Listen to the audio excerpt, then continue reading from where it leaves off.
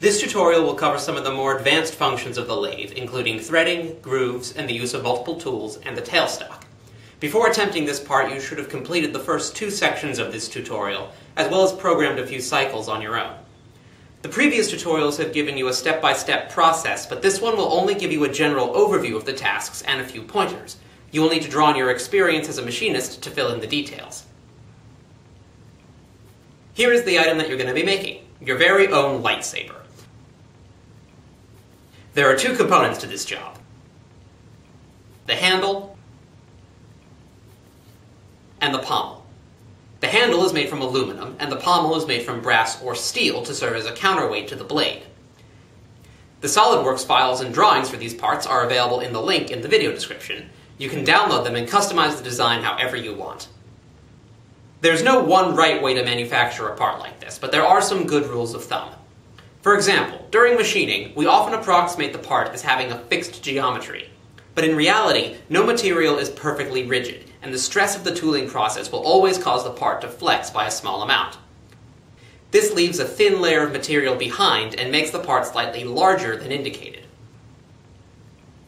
The degree of this flexing is a function of the material used, how deep the cut is being made, and how long and thin the part is. For a short and thick part, like the top in the previous tutorial, this flexing is negligible, especially because the top was an aesthetic component and didn't need to conform to any tight tolerances. But on the lightsaber, because it's longer, the flexing can be on the order of a few mils. In addition, there are interior threads cut on the end of the handle for the pommel to attach to, and an error of a few mils is more than enough to prevent threads from fitting together.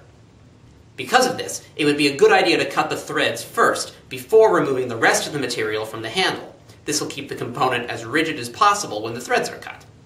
If that isn't enough, you can retract the part deeper into the jaws and make it stiffer, though that will take time and it might induce errors if you re-zero your tool incorrectly. Are these trade-offs worth making? Well, that is a decision you'll have to make as a machinist. Another important aspect of good machining is good tool selection. For example, the right-hand cutting tool that we used when we made the top is a good default tool. It has a thick, rigid cutting surface and can take deep and fast cuts off of components without breaking. However, because of its shape, a right-handed cutting tool can't reach down into deep grooves or interior faces. For example, how would you machine the groove of the thumb grip with a right-handed cutting tool? You can't.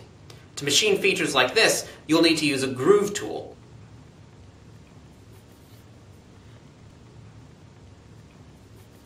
or a button cutter. But these tools are thinner and more fragile, so they can't take as deep of a cut or work as rapidly. Is this feature worth the extra time it will require to manufacture? Well, the answer to that question will depend on your experience as an engineer and your priorities as a machinist. How valuable is your time? How much wear are you willing to tolerate on the tool? Is it more economical to go back to the drawing board and design the part so that it can be manufactured without this feature? These are all important questions that a good engineer will think about during the design process. A good compromise in this case might be to machine the biggest chunk of the cycle with a right-handed cutter, and then come back and complete the groove with a second cycle and a button cutter. What about the hole running through the middle of the handle? Well, this feature will be machined with the tailstock. The tailstock accepts drill bits and end mills just like a milling machine, but unlike the carriage, the head is fixed in the X direction and is only free to move along the center axis of the lathe. This lets you drill holes along the center axis of the part. You probably won't have a drill bit long enough to go through the entire part, so you'll need to turn the part around and drill it from both ends. The pommel hole will also need to be drilled with the thread's minor diameter before being threaded. There are two ways to do this. You can use a drill or an end mill on the tailstock, or you can use a cycle or boring event on the carriage with a boring tool.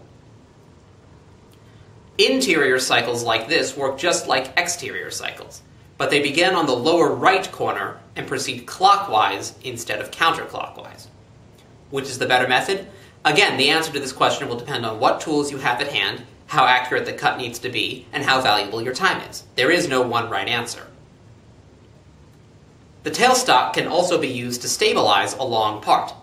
Replace the drill chuck with a live center and bring it up tight against the part.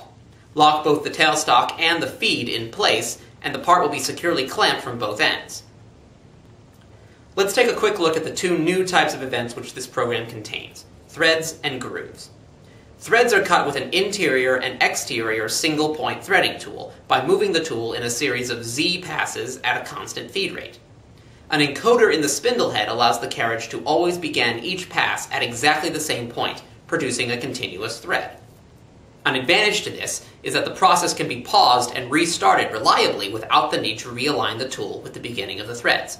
As long as the part is not removed from the vise, the machine will always remember exactly where the threads begin and end.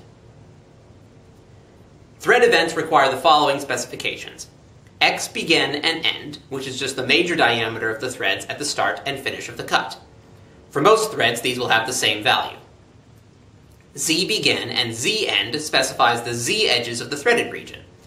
Pitch is the distance from the crest of one thread to the next, which can be computed as the reciprocal of the number of threads per inch. Spring passes are another way to avoid the problem of the part flexing during machining. A spring pass is a Z-cut at the minor diameter of the threads, which is repeated multiple times without changing depth. It clears the threads of chips and reduces the amount of material left over by the flexing of the part. Plunge angle is the angle that the carriage will move at when it first begins threading. This is standardized at 29.5 degrees for most threads and can usually be left at the default value. Side determines if the threads are interior or exterior. The number of starts is the number of channels that run along the thread. Most threads have a single start, but you can manufacture more if the design calls for them. The RPM should generally be kept low, no higher than 500 RPM or so while threading. A groove is a simple type of cycle with only 3 sides.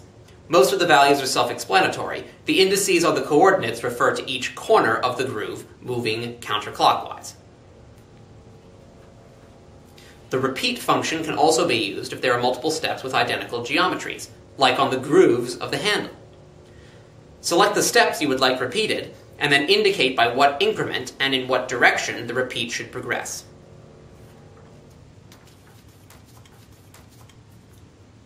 For a large piece like this, where a lot of material is going to be taken off, the coolant can also be used to keep the part from overheating. Turn on the spray by pressing the accessory button on the control panel, and regulate the flow of coolant with the valve on the nozzle.